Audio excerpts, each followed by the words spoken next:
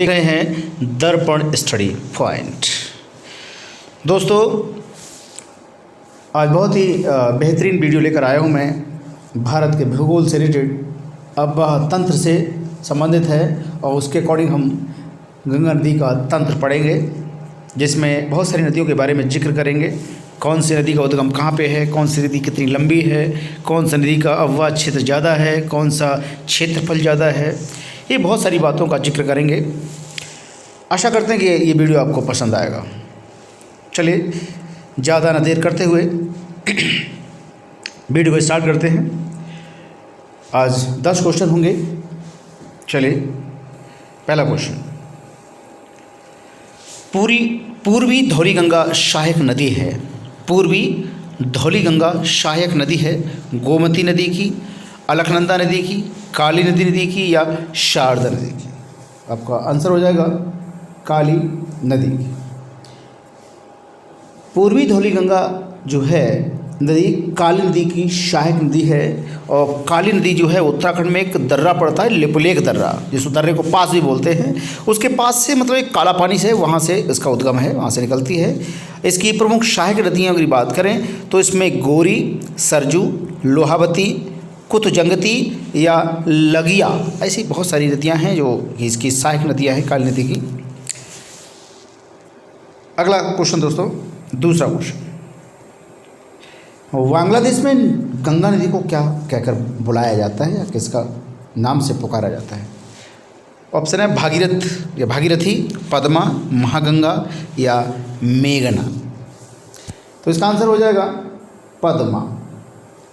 पद्मा तो गंगा हरिद्वार में जैसे ही आती है तो मैदानी भागों में प्रवेश करती है, यानी प्लेन में एंटर हो जाती है इसकी, और झारखंड की सीमा पर एक राजमहल की पहाड़ियाँ हैं, तो उसके उत्तर की ओर ये बहती हुई पश्चिम बंगाल में एक जगह है फरक्का, तो फरक्का स्थान पर ये बांग्लादेश में एंटर कर जाती है, और यहीं से इसको पद्मा नाम दिया जाता है। तो वहाँ के लोगों द्वारा इसको किस नाम से पुकारा जाता है? पद्मा नाम से। तो दूसरे क्वेश्चन का आंसर हो जाएगा पद्मा। तीसरा क्वेश्चन है आपके पास, सुंदरबन डेल्टा का निर्माण करने वाली कौन कौन सी नदियां हैं? ऑप्शन है गंगा और सिंधु, गंगा और ब्रह्मपुत्र, सिंधु और झेलम या गंगा और झेलम। तो इसका आंसर हो जाएगा गंगा और ब्रह्मपुत्र, बी ऑप्शन हो जाएगा गंगा और ब्रह्मपुत्र। ठीक है दोस्तों, गंगा और ब्रह्मपुत्र। तो सुंदरबन डेल्टा भारत और बांग्लादेश में ही स्थित है, लेकिन ये विश्व का सबसे बड़ा नदी डेल्टा है। इसका जो निर्माण है वो गंगा और ब्रह्मपुत्र है, मेघना है, ये नदियों से मिलकर बना है। इसका लगभग अगर हम बात करें 2/3 भाग जो है बांग्लादेश में है, और बाकी जो बचता है वो भारत में आता है। चौथा क्वेश्चन देखते हैं, वो स्थान जहाँ पर भागीरथी और अलकनंदा नदियाँ मिलते हैं, कौन सा स्थान है? रुद्रप्रयाग, कर्णप्रयाग, देवप्रयाग या विष्णुप्रयाग। तो इसका आंसर हो जाएगा दोस्तों देवप्रयाग, ऑप्शन सी देवप्रयाग। देवप्रयाग उत्तराखंड की जो एक टिहरी गढ़वाल एक जिला है उसमें स्थित ये तीर्थ स्थान है, बहुत ही प्रसिद्ध तीर्थ स्थान है देवप्रयाग। ये जो अलकनंदा नदी है और भागीरथी नदियों के संगम स्थल पर है। अब इस संगम स्थल के बाद से नदी को गंगा के नाम से जाना जाने लगता है, यानी जैसे ही ये देवप्रयाग और देवप्रयाग के जैसे ही आगे ये बढ़ती है नदी, वैसे ही इसको भागीरथी नदी को किस नाम से जाना जाता है? ठीक है ना। तो ये अलकनंदा और भागीरथी नदियों के संगम पर स्थित है देवप्रयाग, और यहाँ से जैसे ही ये नदियाँ दोनों मिलकर आगे नदी बढ़ती है वैसे ही इसका नाम गंगा हो जाता है। तो देवप्रयाग जो है वो उत्तराखंड में 5 प्रयागों में से एक माना जाता है। चलिए, ये क्वेश्चन हो गया। 5वां क्वेश्चन देखते हैं, मंदाकिनी नदी किस जल प्रवाह अथवा मुख्य नदी से संबंधित है? झिलमिल सितारों का आंगन होगा, झिलमिल बरसता आंगन हो झिलमिल सितारों का आंगन होगा, रिमझिम बरसता सावन हो। गाना याद है नहीं, चलिए कोई बात नहीं है। तो देखिए ऑप्शन है इसकी भागीरथी, यमुना, धौलीगंगा या अलकनंदा। तो मंदाकिनी नदी जो है वो किस जल प्रवाह अथवा मुख्य नदी से संबंधित है, पांचवा क्वेश्चन है। इसके ऑप्शन जो थे मैंने बता दिए पहले ही, फिर भी रिपीट कर देता हूँ, भागीरथी, यमुना, धौलीगंगा या अलकनंदा। तो इसका आंसर हो जाएगा भैया ऑप्शन डी, अलकनंदा। इसका थोड़ा साइज बढ़ा लेते हैं, अलकनंदा, अलकनंदा। मंदाकिनी नदी जो है चोरावाड़ी ताल से निकलती है और ये सोन प्रयाग में, ठीक है, सोन नदी प्रयाग में काली गंगा से मिलती हुई आगे बढ़ती है, ठीक है। तो बद्रीनाथ के दक्षिण में एक जगह है रुद्रप्रयाग नामक स्थान पर ये अलकनंदा से मिलती है। बस यही इसकी कहानी है। छठा क्वेश्चन देख लेते हैं।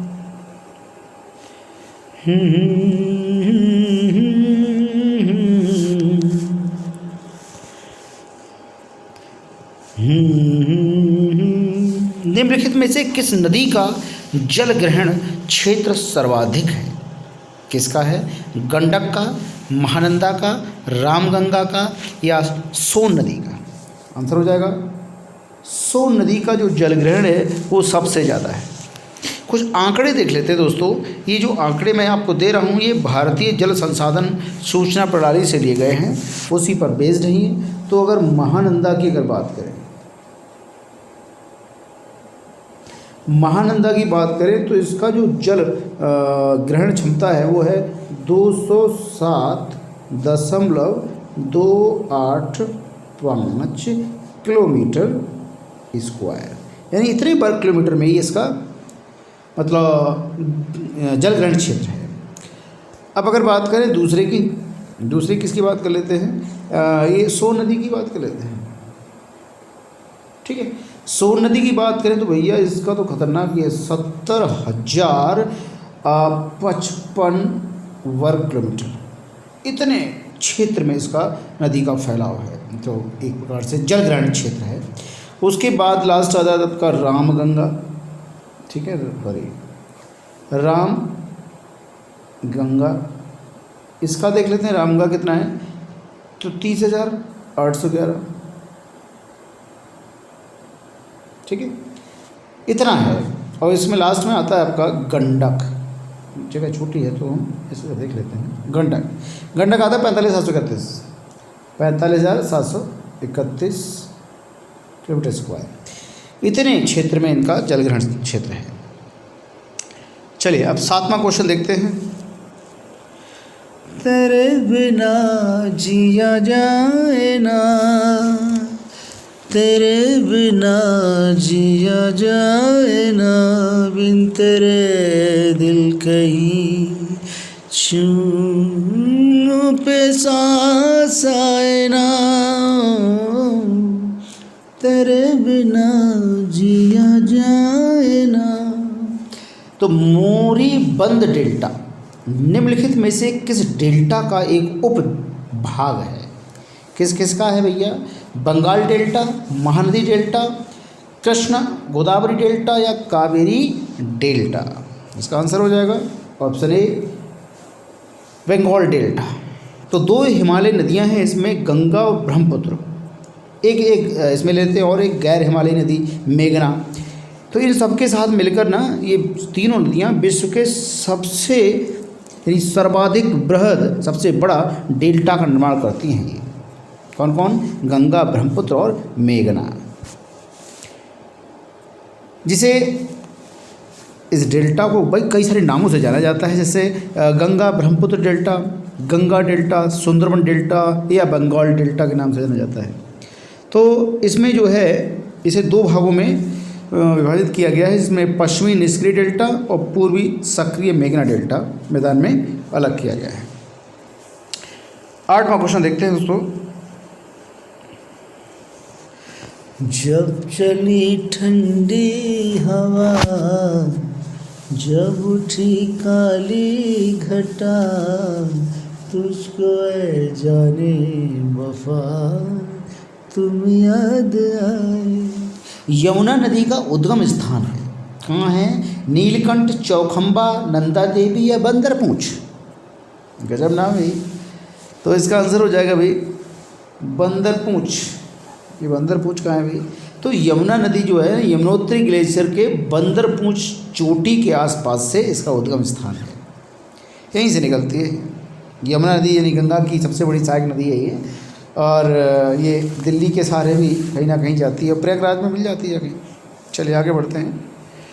नमा क्वेश्चन देखते हैं। भारत की सबसे बड़ी प्रवाह नदी कौन सी है? ऑप्शन आपके महानदी, गंगा, गोदावरी या नर्मदा। तो इसकी आंसर हो जाएगा ऑप्शन बी गंगा।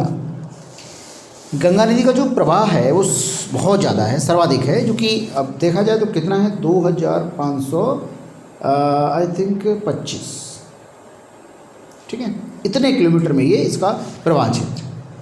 तो गंगा नदी भारत की सबसे लंबी नदी है और ब्रह्मपुत्र सिंधु नदी की लंबाई की दृष्टि से देखा जाए तो गंगा से अधिक है। लेकिन क्या होता है, ये दोनों नदियाँ खासतौर से ब्रह्मपुत्र है और दूसरी कौन सी बताई मैंने, सिंधु, इनका जो इंडिया में खासतौर से विस्तार है वो कम है, इसलिए इनकी लंबाई इंडिया में कम है, बाहर ज़्यादा है। तो हम तो बात कर रहे हैं गंगा प्रवाह की, तो गंगा इंडिया में, क्योंकि गंगा जो है इंडिया में ज़्यादा प्रवाह करती है, इंडिया से निकली हुई है, तो इसलिए इसका प्रवाह ज़्यादा होगा। ठीक है भाई। आज का दोस्तों लास्ट क्वेश्चन देखते हैं। भाई ऑप्शन कहाँ गए हैं तो नीचे। बिहार राज्य में गंगा के किनारे स्थित जिलों की संख्या कितनी? बिहार राज्य में गंगा के किनारे स्थित जिलों की संख्या, तो ये थोड़ा ऊपर स्क्रॉल करना पड़ेगा मुझे। 12, 17, 16 या 21, यानी क्वेश्चन था ये कि बिहार राज्य में गंगा के किनारे स्थित जिलों की संख्या कितनी है? तो ऑप्शन है आपके 12, 17, 16, 21। तो भैया इसका ऑप्शन के हिसाब से आंसर हो जाएगा 12 जिलों को टच करते जाती है।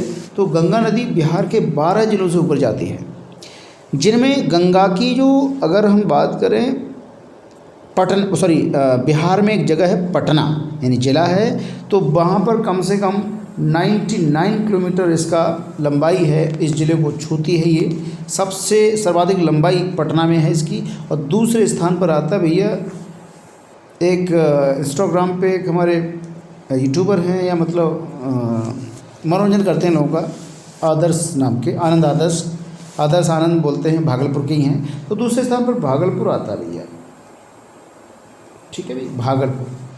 तो भागलपुर में इसकी जो लंबाई है वो 97 किलोमीटर है। तो इसका मतलब पटना में पहला और भागलपुर में दूसरा, यानी पटना में 99 किलोमीटर और भागलपुर में 97 किलोमीटर सबसे ज़्यादा लंबाई गंगा की है। तो दोस्तों ये थे आपके आज के लास्ट क्वेश्चंस, 10 टॉप 10 क्वेश्चन, जो कि बहुत ही मेहनत से बनाए गए थे आपके लिए। आशा करूँगा कि आपके काम आएंगे। और आज के लिए बस इतना ही। मेरे चैनल को आप अच्छा वीडियो लगे तो प्लीज़ सब्सक्राइब जरूर करिएगा, चैनल को दर्पण स्टडी पॉइंट को लाइक करिएगा, शेयर करिएगा, कमेंट करिएगा जरूर। आज के लिए बस इतना ही। देखते रहिए दर्पण स्टडी पॉइंट। धन्यवाद।